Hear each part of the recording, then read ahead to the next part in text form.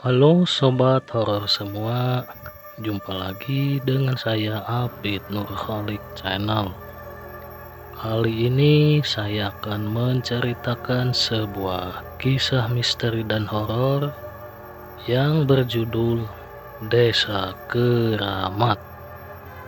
Sebelum menuju ceritanya, jangan lupa subscribe terlebih dahulu. Selamat mendengarkan.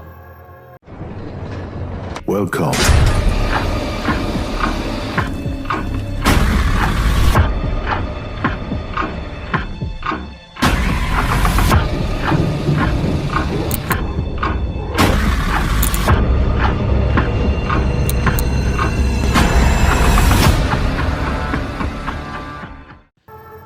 Waktu itu kami sedang ada penelitian di suatu desa. Kelompok kami terdiri dari 9 orang, 4 cowok dan 5 cewek. Kami ditempatkan serumah di rumah Pak Kepala Desa. Di antara kami itu ada seseorang yang bisa merasakan keberadaan makhluk halus. Dia adalah tunanganku. Sebut saja namanya Bulan. Suatu hari entah mengapa dia merasa gelisah tak menentu. Saat kutanya, dia bilang kalau ada makhluk halus terkutuk yang selalu membayangi kemanapun kami pergi. Tak lama setelah dia bicara seperti itu, salah satu teman kami kesurupan. Mungkin tidak cukup hanya dengan mengganggu satu orang saja. Mereka juga seringkali melakukan teror menyeramkan ke teman-temanku yang lain. Singkat cerita, kami lalu membawa teman kami yang kesurupan tadi ke tempat orang pintar yang ada di desa itu untuk diobati. Dia bilang kalau di desa ini memang banyak makhluk halus yang berkeliaran. Dulu desa ini adalah pelarian bagi gerilya. Banyak orang mati di daerah ini. Setelah melakukan pengobatan itu, kami semua kembali pulang ke rumah kepala desa. Sekitar jam 8 malam, tunanganku teriak sangat kencang dari arah kamar mandi. Aku dan teman-temanku yang lain bergegas menuju kamar mandi. Saat kutanya, lagi-lagi dia bilang kalau ada makhluk halus yang mengganggunya. Sosoknya kayak raksasa. Aku pun tertawa untuk mencairkan suasana. Tunanganku itu terlihat pucat, tak bersemangat dan lemas. Aku segera mengantarkan Wulan ke kamarnya. Sesampainya di kamar, dia bilang, jika kami tidak pergi 2 hari lagi dari desa ini, maka makhluk itu akan mengikuti kami semua tanpa kecuali. Saya ingat betul bahwa malam itu adalah malam ketiga kami di desa itu. Karena di antara kami cowoknya ada yang tidak tulen, Siriol, salah satu temanku mulailah menjahilinya. Si Roni mengikat sebuah selimut di bagian ujungnya persis kayak pocong. Kemudian pocongan tersebut ia taruh dengan posisi berdiri di samping jendela dekat si Rio tidur.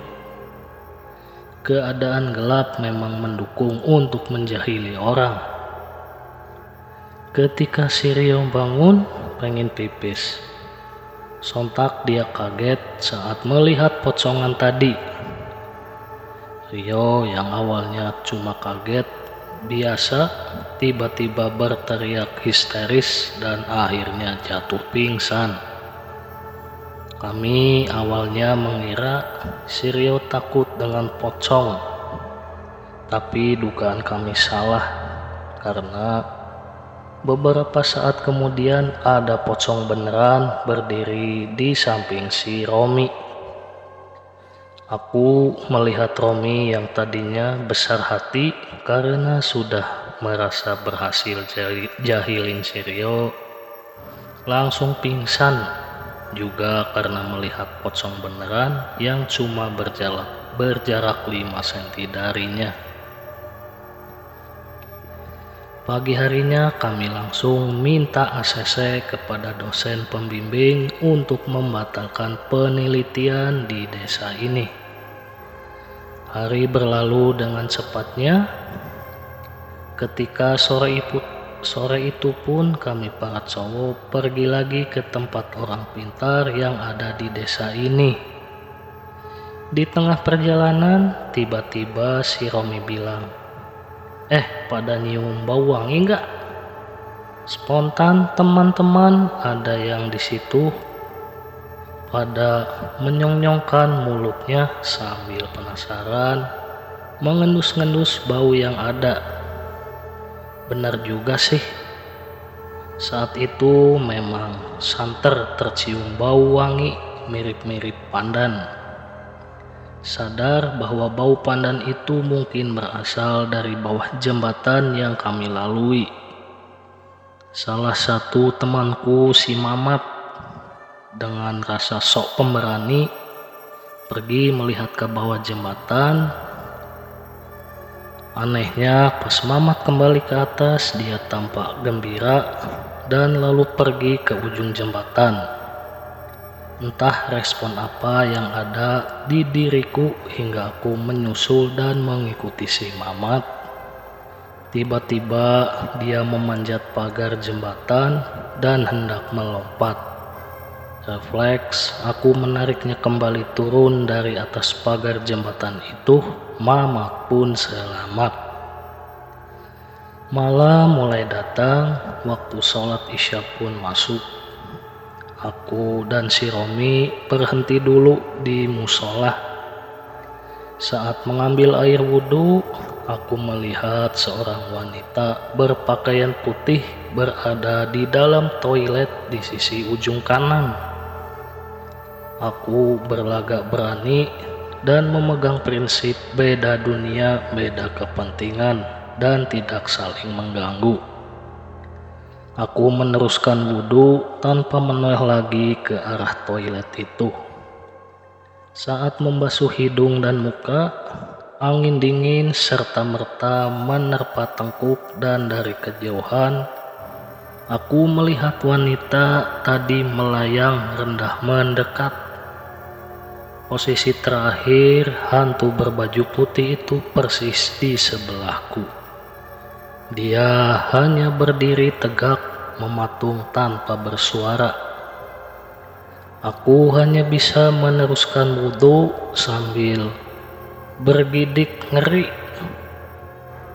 Memang sih aku tidak dapat menyaksikan wajah seram setan itu karena posisinya sengaja kubuat terus membungkuk.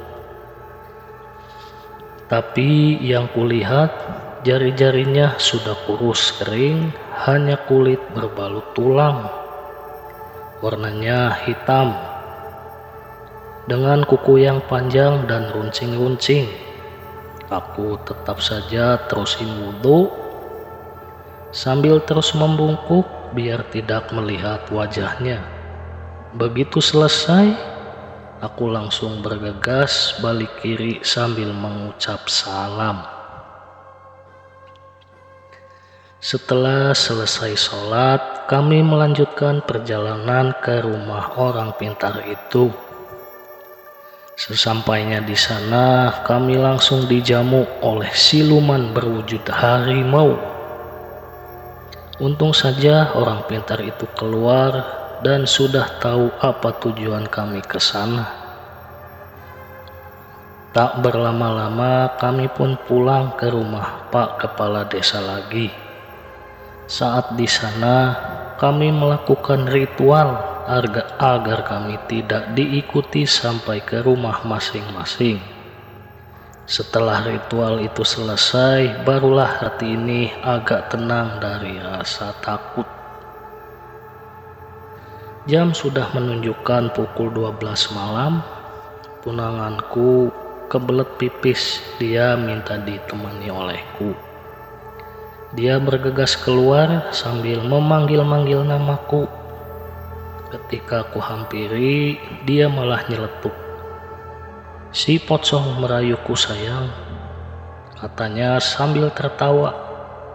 Namun tiba-tiba dia terdiam sejenak. Pas kutanya ada apa, dia bilang kalau pocong itu minta tolong untuk melepaskan tali pocongnya sebelum kami pergi dari desa itu. Keesokan harinya, amanat yang disampaikan pocong itu kami lakukan. Kami menggali sebuah kuburan sesuai petunjuk si pocong. Kuburan itu telah rata dengan tanah dan mungkin orang tidak tahu kalau di sana ada kuburan. Setelah semuanya selesai, kami menghimbau para warga desa bahwa di tempat itu ada kuburan. Akhirnya siang harinya aku dan teman-teman semua pergi dari desa keramat itu. Oke, dan demikianlah kisah cerita mistis dan horor kali ini. Semoga dapat membuat bulu kuduk teman horor semua merinding. Sampai jumpa lagi di cerita selanjutnya dengan cerita yang berbeda dan seru. Akhir kata saya ucapkan wassalamualaikum warahmatullahi wabarakatuh.